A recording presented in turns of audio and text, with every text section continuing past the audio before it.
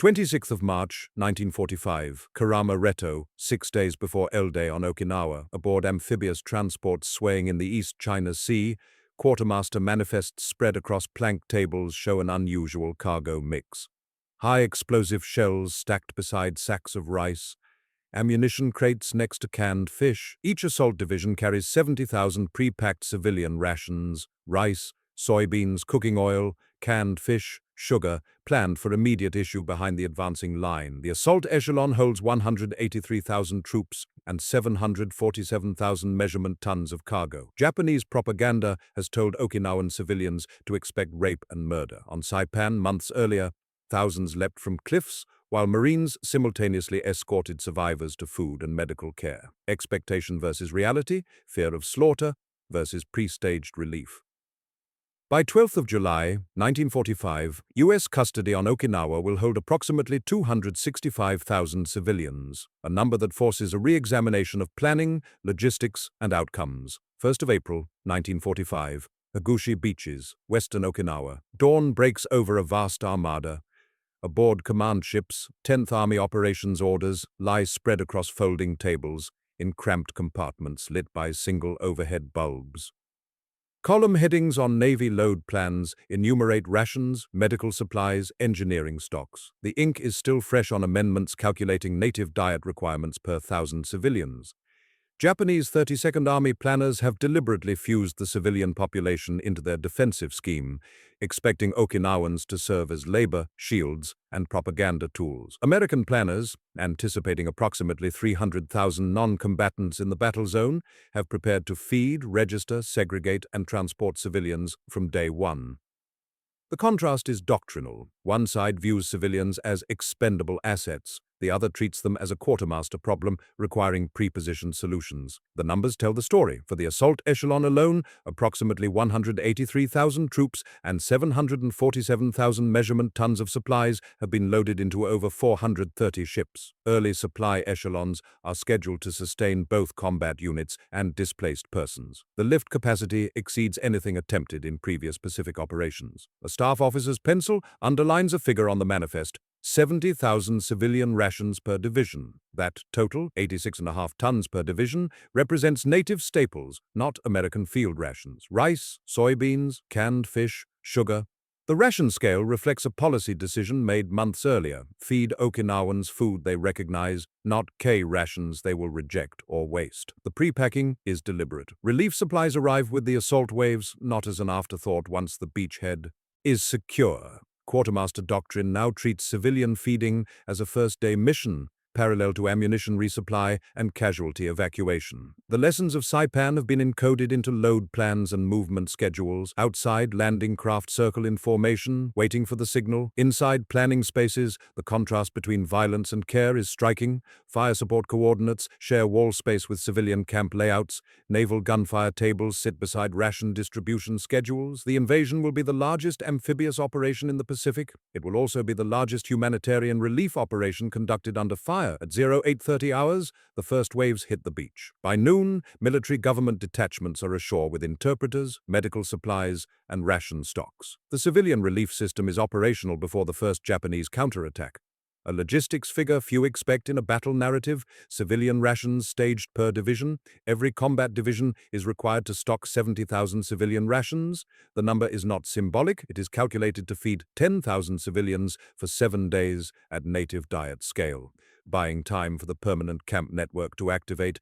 June through July 1944, Mapi Point, northern Saipan. An after-action photograph captures the paradox: a Marine lance corporal kneeling at a cave mouth, one hand extended, the other holding a canteen. Behind him, a line of civilians, mothers clutching infants, elderly men leaning on sticks, walk toward a field medical station. On the facing page of the combat report, intake numbers are listed in neat columns: civilians processed, rations issued, hospital admissions. Japanese propaganda has told Saipan civilians that American soldiers are beasts who torture prisoners and defile women. The messages are explicit, repeated, reinforced by stories from Nanking and Manila that project Imperial Army behavior onto the enemy. When the perimeter collapses, thousands of civilians flee to the northern cliffs. At Mapi Point and Suicide Cliff, families jump together. Some clutch grenades distributed by Japanese soldiers. Others simply step into the void. Yet parallel to the mass suicides, Marine and Army records document organized evacuation and feeding. Field medical stations are established within rifle range of active combat. Ration distribution points operate under sporadic mortar fire. Escorted movement corridors snake through minefields and sniper zones. Loudspeaker teams broadcast surrender appeals in Japanese and the Okinawan dialect. Interpreters, many of them Nisei soldiers whose loyalty has been questioned at home, risk their lives coaxing terrified civilians from caves. The contrast is documented in official reports. On the same day that hundreds die at Marpi Point, thousands are fed at camps behind American lines. The terror is real, so is the relief. Propaganda produces mass death, but doctrine produces mass survival. The grim calculus shapes expectations for the next operation. Saipan's civilian death toll, estimates range from several thousand to over 10,000, becomes a planning baseline for Okinawa. If propaganda can drive that many to suicide on a small island, what will happen on Okinawa, where the population is far larger and Japanese forces are more deeply entrenched? The answer drives planning. 10th Army staff officers study Saipan's after-action reports, highlighting successful techniques and identifying failures. Lessons learned: loudspeakers work if deployed early, native diet rations reduce rejection, medical care visible from caves, speed surrenders, interpreter density matters. Every day of delay costs civilian lives. A grim data point shapes expectations for ICEBERG. Thousands of civilian deaths on Saipan in a single week, yet thousands more fed during that same week. The contrast between terror and relief becomes the operational template. The invasion of Okinawa will test whether earlier contact and pre-staged supplies can shift the ratio. January through March, 1945, 10th Army Headquarters, Pacific Theater. A typed directive, Operational Directive Number 7, sits atop a stack of planning documents. Beside it, the Ryukyu's Civil Affairs Handbook lies open to Section 4. Population and food supply. Per capita tables list rice, soybeans, sweet potatoes, fish, sugar. Daily requirements per individual. Weekly requirements per 1,000 civilians. Monthly requirements per 10,000. The handbook is the product of months of research. Anthropologists, agricultural specialists, and former residents of the Ryukyus have been consulted. Okinawan dietary patterns are analyzed. Caloric requirements for laborers, children, pregnant women, and the elderly are calculated separately. The tables distinguish between minimum survival rations and adequate nutrition. The goal is not merely to prevent starvation, but to maintain health and reduce disease. The planning assumption is clinical. Civilian hostility is a function of propaganda and fear, not inherent loyalty to Tokyo. If civilians can be fed quickly with familiar food, rumor networks will shift from atrocity stories to survival strategies. Each day of hunger validates the propaganda. Each day of adequate rations weakens it. The logistics are precise. 70,000 civilian rations per division, 86.5 tons, representing native staples, rice, soybeans, cooking oil or fat, canned fish, sugar. The ration scale is designed to match Okinawan dietary norms, not American field standards. This is not charity. It is psychological operations conducted through quartermaster channels. Medical and camp materials are included in the assault lift: tents, blankets, water purification tablets, first aid supplies, registration forms printed in Japanese. The assumption is that camps will activate within days of the landing, not weeks. Every delay increases civilian casualties and complicates the mission. The handbook's appendix includes sample ration distribution procedures, queue control, interpreter placement, medical screening at intake, segregation of military-age males for interrogation. The procedures assume chaos and attempt to impose order through doctrine. A planning officer underlines a sentence in the handbook. Amounts of foods typical of an Okinawan diet were calculated per individual and per 1,000 civilians. The sentence is bureaucratic, but the implication is operational. Food becomes a weapon, not of destruction, but of influence. The ration list reads like post-war relief policy, but it is written months before surrender. Rice, soybeans, canned fish, sugar, the staples of survival, pre-positioned for immediate issue. Planning precision is designed to shorten the time from contact to feeding, accelerating the collapse of the terror narrative. The invasion will test whether pre-staged relief can overcome propaganda-driven fear. The answer lies in execution, not doctrine. 1st through 7th of April 1945, Yomitan and Kadena airfield sectors, western Okinawa. A military government lieutenant raises his binoculars and scans the ridgeline 400 yards north. Movement. He adjusts focus. 3 civilians, 2 women and a child, stand at the tree line, waving white cloth. Behind them, more figures emerge from the undergrowth. The lieutenant lowers his binoculars and signals his interpreter. Within minutes, a 4-man MG team moves forward with a medic and 2 riflemen as security. The approach is cautious. Booby traps are a constant threat. Japanese soldiers sometimes use civilians as bait, but doctrine is clear. Every civilian contact is an intelligence opportunity and a chance to shift the rumor network. The women are terrified. They expect execution. The interpreter speaks in slow Okinawan dialect, explaining that food and medical care are available. The medic examines the child, dehydrated, malnourished, but ambulatory. The MG officer produces a clipboard and begins registration. Names, village of origin, family size, knowledge of Japanese troop positions. By the end of the first week, the pattern is established. Some civilians approach American lines voluntarily. Others hide in caves and family tombs, waiting. Mixed reports filter back. Boitai, Okinawan Home Guard, seen in civilian clothes, armed stragglers threatening villagers who contemplate surrender, families fleeing south ahead of American advances. The MG detachments operate from division stocks. Initial ration issues come directly from the 70,000 ration reserve each division carried ashore. Rice and water are distributed at screening points. The rice is not American. It is the short grain variety familiar to Okinawans, procured months earlier and shipped as part of the assault echelon. The effect is immediate. Within hours, word spreads through nearby villages. The Americans are giving rice, not taking prisoners for execution. The rumor network, so effective at spreading terror, now carries a competing narrative. But the first week also reveals strains. Truck and DUKW amphibious vehicle lift is allocated primarily for ammunition and fuel resupply. Civilian movement to rear area camps competes for transport with combat logistics. Engineers are tasked to repair roads for tactical movement, not humanitarian convoys.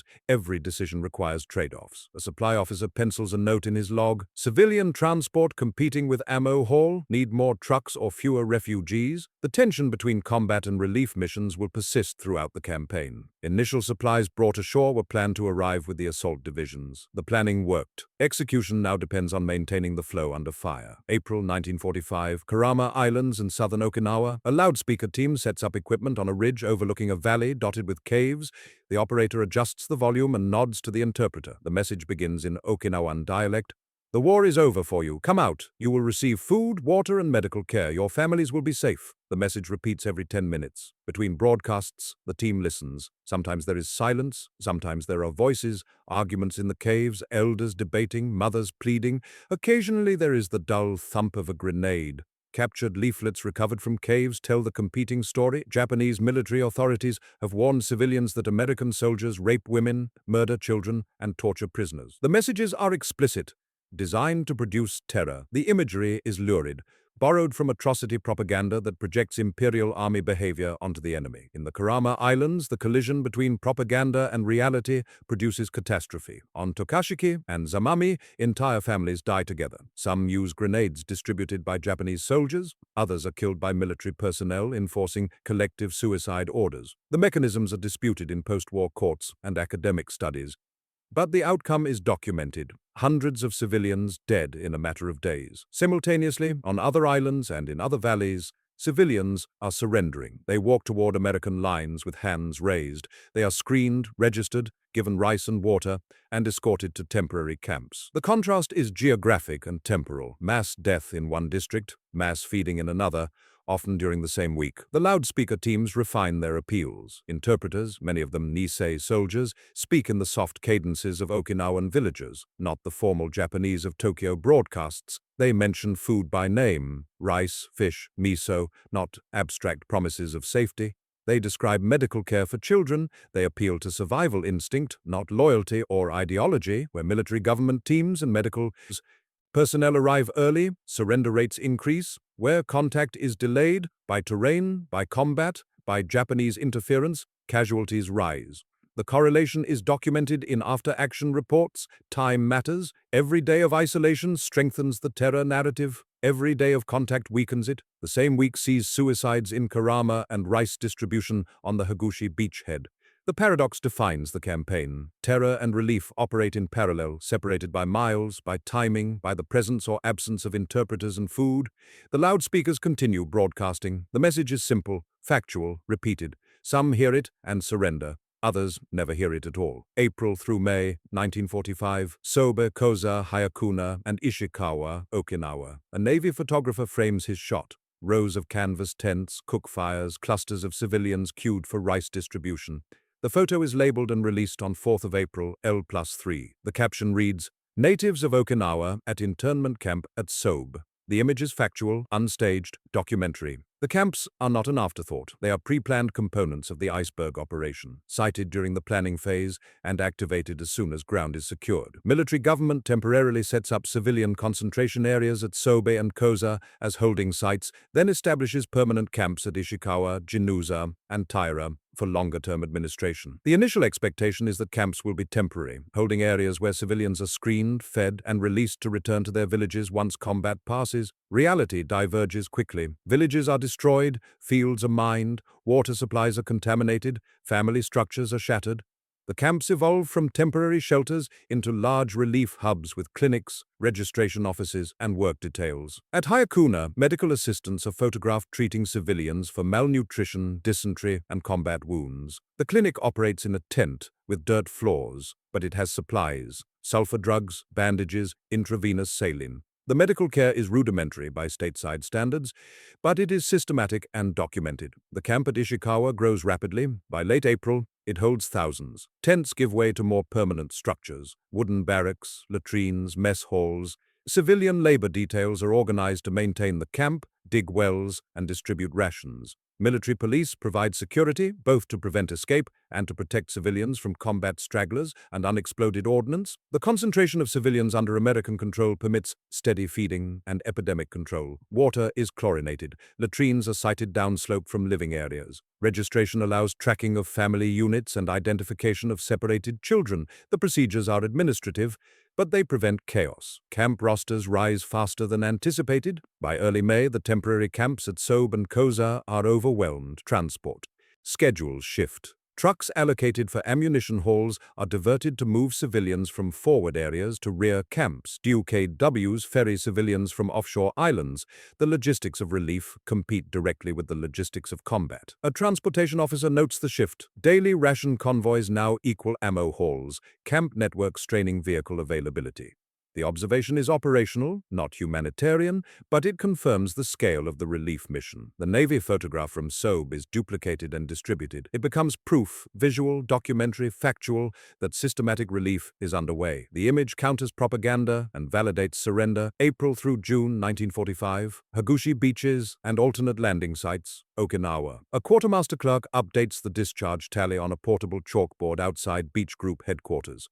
The numbers tell an unexpected story. Planners expected Hagushi to dominate cargo operations, but congestion and enemy fire forced diversions. By 30th of June, nearly 400,000 measurement tons of cargo have landed at alternate beaches, approximately 20% of total throughput. The diversion stabilizes supply, including civilian stocks. Rice, soybeans, canned fish, cooking oil, all move through the alternate sites when Hagushi chokes on vehicle backlogs and damaged causeways. The flexibility prevents ration shortfalls that would validate fear narratives and slow surrenders. The beach groups operate around the clock. Landing ship, tank, LST cycles run continuously. Cargo nets swing from ship to shore. Pallets of rations are stacked under camouflage nets near the high water mark, then trucked inland to division dumps and camp supply points. The process is industrial, repetitive, unglamorous. Warehouses are sited strategically near routes leading to the camp network. Civilian rations are moved under armed guard, not to prevent theft by hungry Okinawans, but to protect against combat stragglers and ensure accountability. Every bag of rice is logged, issued, and receipted. The bureaucracy is meticulous. The tonnage is staggering. 400,000 measurement tons at alternate beaches alone represents more cargo than some entire Pacific operations. The scale reflects both combat intensity and the dual mission: destroy enemy forces and sustain displaced civilians. The logistics do not distinguish between bullets and beans. Both are measured, moved, and managed. Engineers build causeways to speed discharge. UKWs shuttle between ships and shore, their amphibious capability bypassing damaged piers. Temporary piers are constructed from pontoons and pierced steel plank. Every innovation increases throughput, and every increase in throughput reduces the risk of ration shortfalls. A supply chain officer compiles weekly statistics: ammunition tonnage versus subsistence tonnage, fuel versus medical supplies, engineer material versus civilian relief stocks. The ratios: the ICEBERG shift as the campaign progresses. Early weeks prioritize ammunition and fuel. Later weeks see subsistence tonnage rise as camp populations expand and combat intensity decreases. The psychological dimension is explicit in planning documents. Increased throughput prevents ration shortfalls. Prevented shortfalls sustain the surrender narrative. The sustained narrative accelerates capitulation. The chain is logical, measurable, and effective. In a combat theater, food tonnage becomes a psychological weapon. The statement is not metaphorical. Rations issued today reduce enemy strength tomorrow. The calculus is operational, documented in after-action reports and quartermaster logs. The beach discharge tally is updated daily. The numbers climb: 300,000 tons, 350,000, 400,000. The tonnage feeds both the fight and the relief. The paradox is intentional. May through June 1945, island-wide Okinawa. A military government staff officer compiles the monthly strength report. The document is bureaucratic: tables, columns, statistics. But the numbers tell a story. Civilians processed, rising; calories issued per capita, stable; hospital admissions declining as nutrition improves; ration scales differentiated by age, labor status, and maternal needs. The ration scales are calculated precisely. Adult male laborers receive higher caloric allotments than children or elderly. Pregnant and nursing mothers receive supplemental rations. The distinctions are based on nutritional science, not sentiment. The goal is to maintain health and reduce disease, preserving camp order and accelerating the transition from custody to eventual resettlement. Water chlorination is systematic. Every camp has water points with chemical treatment. Latrines are inspected daily. Vaccination schedules are established for typhoid, cholera, and smallpox. The medical interventions are preventive, designed to stop epidemics before they start. In the confined conditions of the camps, disease can spread rapidly. Prevention is cheaper than treatment. Surrender rates rise as word of humane treatment spreads. The rumor network, once a weapon for Japanese propaganda, now works in reverse. Civilians who surrendered last week tell new arrivals about rice distribution, medical care, family reunification. The testimony is more persuasive than loudspeaker appeals because it comes from neighbors, not enemies. Yet the casualty estimates remain catastrophic. American and Japanese military deaths are measured in tens of thousands. Civilian deaths are estimated at 100,000 to 150,000, a range that reflects incomplete records, disputed methodologies, and the chaos of combat. The losses include those killed by American fire, Japanese coercion, disease, starvation, and suicide. The civilian death toll on Okinawa exceeds the population of many pre-war American cities. The parallel realities define the campaign. Catastrophic losses coexist with systematic relief. The numbers are not contradictory, they are complementary. Massive civilian deaths occur where contact is delayed or prevented. Massive civilian survival occurs where relief systems function. The difference is logistics, timing, and doctrine. Each convoy and clinic day weakens the terror narrative. The cumulative effect is measurable. In April, civilians approach cautiously, expecting death. By June, families walk toward American lines seeking food. The shift is documented in MG reports and interrogation summaries. Fear gives way to calculation. Surrender offers survival. Resistance offers death. By late June, custody totals point toward a decisive humanitarian mass rather than isolated exceptions. The camps hold tens of thousands. The feeding operations distribute tons of rice daily. The scale transforms relief from an ad hoc gesture into an operational system. The monthly strength report is filed and forwarded to 10th Army headquarters. The numbers will be cited in post-war assessments, academic studies, and historical debates. They are not propaganda, they are data.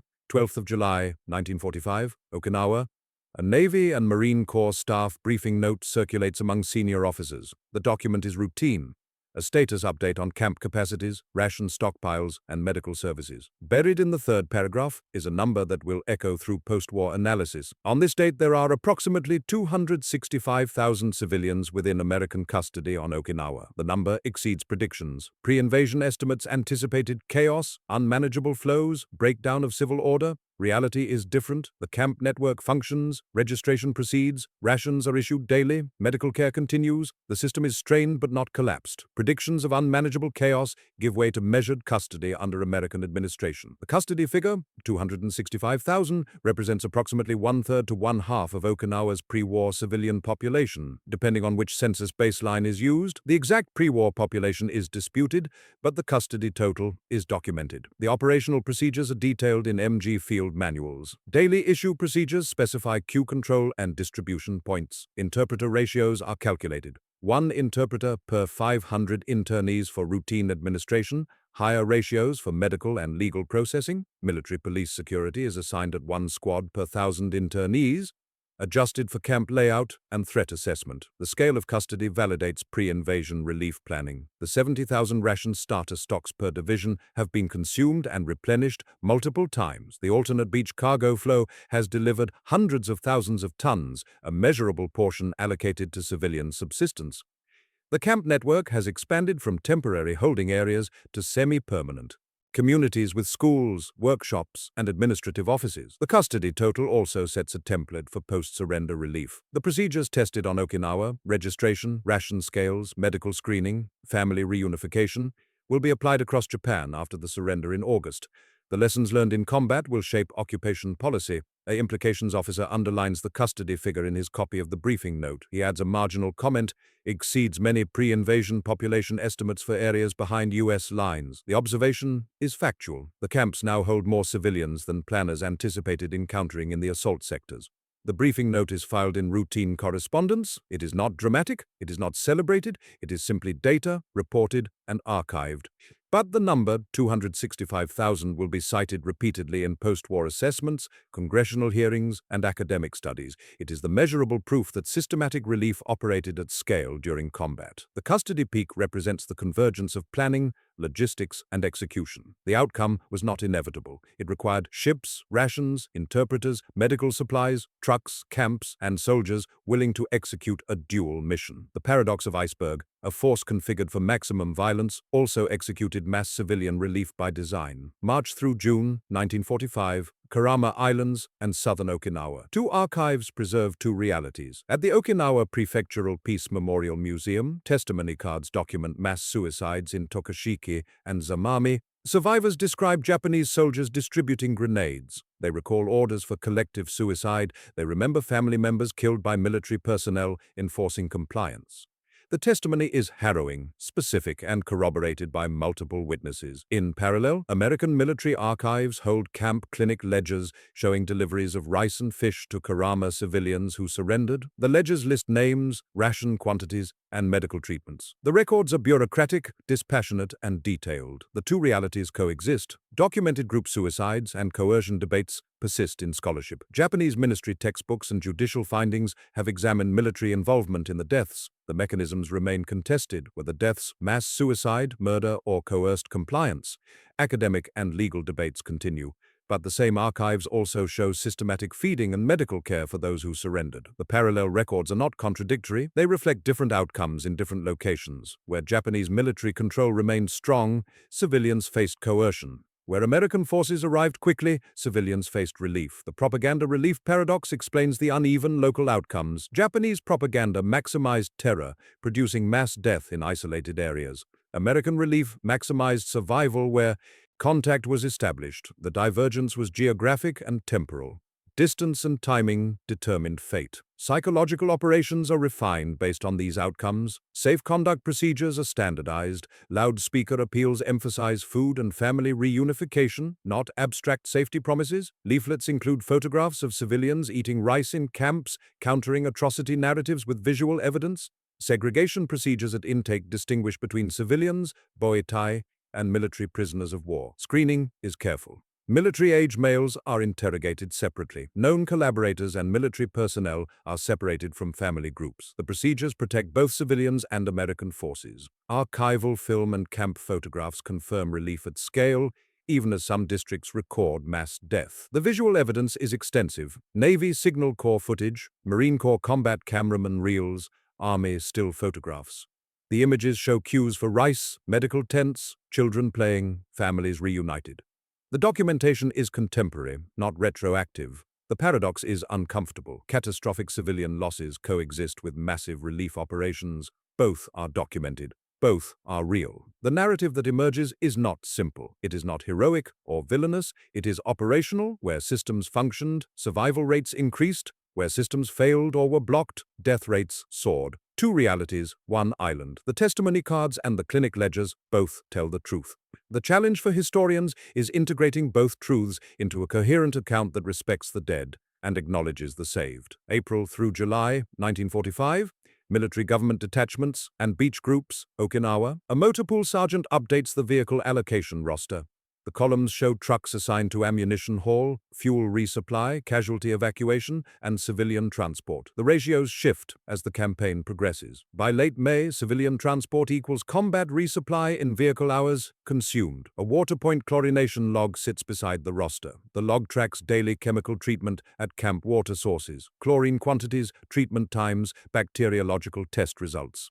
The routine is monotonous but critical. Waterborne disease in crowded camps can kill as efficiently as artillery. The expectation at the start of the campaign is that relief will be episodic, surges of effort between combat operations. Reality is different. Relief becomes institutionalized, a parallel mission with dedicated resources, staffing, and procedures. The system has architecture. The foundation is division-level starter stocks. 70,000 civilian rations per division carried in the assault echelon. The rations buy time for the permanent supply chain to activate. Within days, scheduled replenishment flows through the diverted cargo streams that by 30th of June total nearly 400,000 measurement tons through alternate beaches. The tonnage includes substantial subsistence stocks for civilian feeding. The camp network provides structure. Temporary camps at Sobe and Koza handle initial intake. Permanent camps at Ishikawa, Jinuza, and Taira provide longer-term custody, medical care, and administration. Registration systems track families. Clinic schedules treat disease and malnutrition. Work details maintain sanitation and distribute rations. Interpreter density matters. One Nisei linguist per 500 internees allows routine communication. Higher ratios are needed for medical intake and legal proceedings. The interpreters are force multipliers, translating not just language but cultural context. They explain American procedures to terrified civilians and explain Okinawan customs to American administrators. System architecture, not ad hoc charity, underwrites the humanitarian outcome. The outcome is not accidental. It is not the result of individual compassion, though individual acts of compassion occur daily. The outcome is systemic. It results from planning, resources, and execution. The same pipeline poised for operations against Honshu now feeds civilians. The repurposing is measurable. Cargo manifests show subsistence tonnage rising as ammunition tonnage stabilizes. Vehicle allocation shifts from combat haul to camp resupply. Engineer effort diverts from tactical roads to camp infrastructure. The maintenance roster and chlorination log are mundane documents. They are not dramatic, they do not inspire, but they prove the operation's dual nature: maximum violence and mass relief, executed simultaneously by the same force. A maintenance NCO files the roster, a medic closes the chlorination log. The routines continue. The civilians are fed. The mission proceeds. The contrast between the banality of the documents and the significance of the outcomes defines the campaign. June through September 1945, Okinawa and Tokyo. A casualty board in 10th Army headquarters lists the butcher's bill. American losses, over 12,000 dead, more than 36,000 wounded, the highest American casualties in any Pacific campaign. Japanese military losses, over 100,000 dead, fewer than 10,000 captured. Civilian losses, estimates range from 100,000 to 150,000 dead. The numbers are catastrophic. The civilian death toll exceeds the population of Hiroshima before the atomic bomb. The losses include those killed by American fire, naval bombardment, aerial bombing, artillery, and those killed by Japanese action, coerced suicides, grenade distribution, execution of those attempting surrender. The losses include starvation, disease, and the chaos of combat. Yet these catastrophic losses coexist with documented mass relief. By 12th of July, American custody holds approximately 265,000 civilians. By late summer, the camps are feeding and sheltering a population equivalent to a major American city. The paradox is operational. Massive death and massive survival occur simultaneously, separated by geography, timing, and the presence or absence of relief systems. The highest American losses in a Pacific battle and catastrophic civilian deaths coexist with hundreds of thousands fed and sheltered by July. The expectation that one reality excludes the other is false. Both are documented. Both are real. The iceberg relief operation prefigures post-surrender food policy. Within weeks of Japan's surrender in August, Supreme Commander Allied Powers and Far Eastern Commission directives on civilian supply adopt procedures tested on Okinawa. The ration scales, registration systems, and camp administration methods become templates for occupation policy across the Japanese home islands. The same ledgers that recorded shell issue now record rice issue. Quartermaster officers who tracked ammunition expenditure during combat transition to tracking subsistence distribution during occupation. The shift is seamless because the systems are parallel. The logistics that sustained violence now sustain relief. The operational bridge from combat to occupation runs through Okinawa. The lessons learned under fire, native diet rations reduce rejection, interpreter density accelerates processing, medical care visible at intake speed surrender, shape policy for administering a defeated nation of 70 million. The scale changes, but the doctrine remains. A staff officer reviewing casualty reports pencils a note. Relief capacity now equals combat capacity, system proven under maximum stress. The observation is clinical, but it captures the transformation. A force designed to destroy has demonstrated equal capability to sustain. The costs are sobering. Over 100,000 civilian dead, perhaps as many as 150,000, represent a humanitarian catastrophe. The losses cannot be minimized or explained away. They are the price of total war fought across a densely populated island, but the 265,000 held in custody by mid-July represent a different outcome, shaped by different choices and different systems. The casualty board remains updated through September, as final counts are compiled. The numbers will be debated for decades, methodologies questioned, categories disputed, political implications argued. But the broad outline is clear. Catastrophic losses coexist with systematic relief, both measured, both documented, both real. The same ledgers that recorded shell issue now record rice issue. The sentence bears repeating because it captures the duality. The transformation is not rhetorical, it is administrative, logistical, factual. Post-war assessments, 1946 through 1950, a proceedings article published in February 1946, reviews the Okinawa campaign. The expected emphasis is on naval gunfire support, kamikaze attacks, and ground combat. These subjects receive thorough treatment, but the article also devotes substantial space to civilian custody and relief metrics, treating them as operational achievements worthy of analysis. The article cites the 12th of July custody figure, approximately 265,000 civilians within American control on Okinawa. The number is presented without drama, embedded in a paragraph on military government operations. But staff officers reading the article underline the figure and add marginal notes. One officer writes, validates pre-invasion planning, civilian relief not afterthought but integrated mission. Another notes, custody total exceeds many island populations, scale unprecedented in Pacific. A third adds, template for occupation, doctrine proven in combat. The post-war commentary is expected to highlight naval gunfire and kamikaze attacks. Many assessments do emphasize these aspects. They are dramatic, tactically significant, and expensive in lives and ships. But post-war analysis also emphasizes civilian custody and relief metrics as operational achievements. The dual emphasis reflects the campaign's dual nature. Center of Military History volumes on military government operations provide institutional memory. The volumes document planning assumptions, execution challenges, and lessons learned. The tone is bureaucratic, but the content is detailed. Ration scales, camp capacities, interpreter ratios, medical procedures, transport allocations. The documentation ensures that the relief mission is not forgotten or minimized in official history. Relief at scale influences both occupation policy and historical memory. The occupation policies adopted in August 1945 draw directly on Okinawa experience. The historical memory debates over coercion, propaganda, military responsibility, and civilian agency are informed by the documented parallel realities of mass death and mass relief. The measured custody of approximately 265,000 civilians on 12th of July, 1945, set against civilian dead estimated at 100,000 to 150,000, creates a sobering ledger. The numbers do not cancel each other, they coexist, showing logistics shaping humanitarian outcomes during combat. The article is filed in staff officer reading files and military libraries. It is cited in subsequent studies, The marginal notes are preserved in archives. The documentation accumulates layer upon layer, building a record that resists simplification. The campaign's complexity defies simple narrative. It is not a story of pure heroism or pure tragedy. It is an operational history of violence and relief, destruction and care, executed simultaneously by the same force under the same command. The numbers speak. They do not resolve moral questions, but they establish factual baseline for those questions.